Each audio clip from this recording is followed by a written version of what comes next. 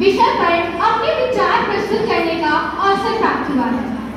सबसे पहले मैं साहित्य चेतना समाज के संस्थापक एवं निर्णायक मंडल का अभिवादन करना चाहूंगी, जिनके प्रयास और त्याग के कारण आज मुझे यहाँ बोलने का अवसर प्राप्त हुआ एवं यहाँ उपस्थित समस्त गणमान्य जन एवं मेरे प्यारे भाइयों एवं बहनों, आप सभी को मेरा सादर प्रणाम। साथ ही मां सरस्वती की वंदना करती हूँ कि उनकी कृपा सदैव हम सब पर बनी रहे। मित्रों एवं गुरुजन, सबसे पहले मैं भ्रष्टाचार के इतिहास की कुछ बातों को आप सभी के समक्ष प्रस्तुत करना चाहूंगी। भारत में भ्रष्टाचार का इतिहास बहुत पुराना है। प्राचीन काल में राजाओं द्वारा भारतीय परिवार को ऊंची व नीची जातियों में विभाजित कर दिया गया।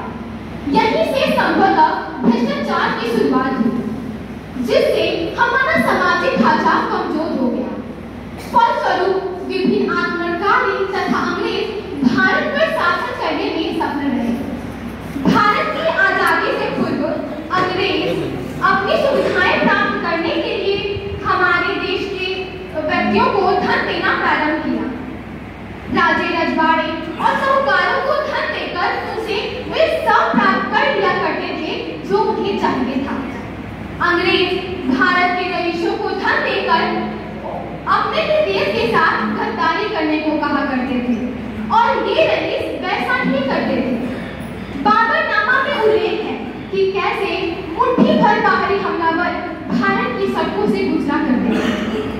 सड़कों के दोनों तरफ खड़ी लाखों की संख्या की भीड़ मुक्त दर्शक बनकर तमाशा देख रहे। बाहरी हमलावरों ने कहा कि यदि यह मुक्त दर्शक बनी भीड़ हमलावरों पर टूट पड़ती तो आज भारत के हालात नहीं होंगे। इसी प्रकार प्लासी की लड़ाई में एक तरफ लाखों की सेना, दूसरी तरफ अंग्रेजों की मुट्ठी भर सेना पर भारतीय हार गए। एक तरफ भारतीयों की 50,000 से अधिक फौज, दूसरी तरफ अंग्रेजों की 3,000 सिपाही पर अंग्रेज जीते। भारत फिर गुलाम हुआ।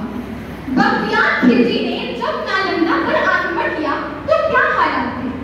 खिलजी की 100 से भी कम सिपाहियों ने नालंदा के 10,000 भिक्षुओं को भागने पर मजबूर किया। नालंदा का विश्व प्रसिद्ध पुस्तकालय वर्षों तक सुलगता रहा। मित्रों, आज हम एक ऐसे मुद्दे पर बात करने जा रहे हैं जो हमारे देश की विकास और प्रगति को कई तरह से प्रभावित करता है।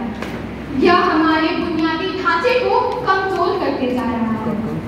आखिर क्या है ये भ्रष्टाचार? क्या है भ्रष्टाचार? क्या बता सकते हैं कि ये भ्रष्टाचार क्या है?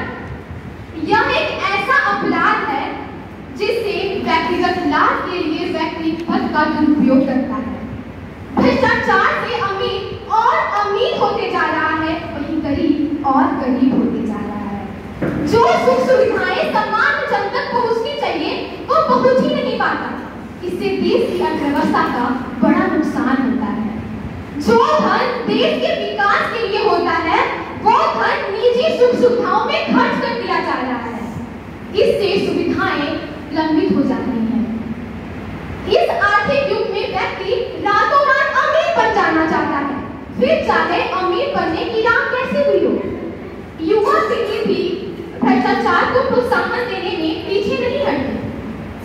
ब्लैक टिकट से लगाकर नौकरी पाने तक के लिए वो शॉर्टकट अपनाती है।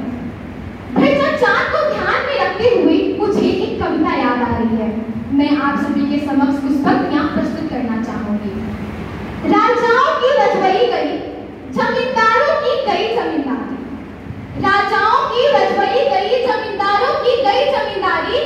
समंतों की समंतई गई, अंग्रेजों की गई शासन अत्याचारी। फिर भी हुई न कम इस देश की लाचारी। बापू ने सत्य अहिंसा की राह दिखलाई, तो वीरों ने देकर अपनी सांसें नया इतिहास रचा। आया युग नया, फिर भी सुधरी न देश की दशा। गरीब बढ़े, गरीबी बढ़ी, बढ़ गई बेरोजगारी। भूख बढ़ी, भूखमरी बढ़ी, बढ़ गई बीमारी। किसे कहीं कौन है जिम्मेदार यहाँ? कहीं जनता, कहीं चपरासी, तो कहीं अधिकारी।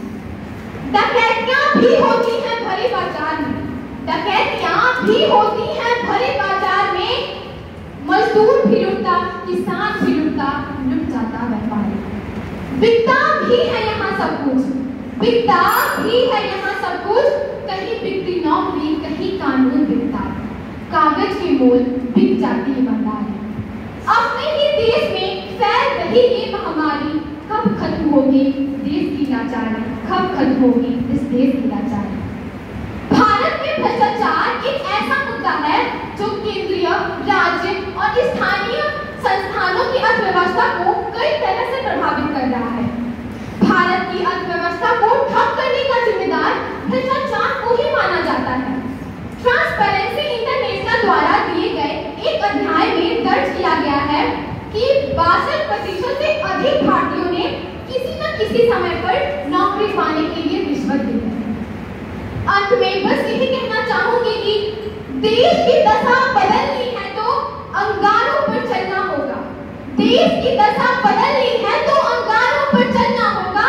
नाव हमारी डूब चुकी है, अब पतवारों पर चलना होगा, अब पतवारों पर चलना होगा। धन्यवाद। जय हिंद, जय भारत।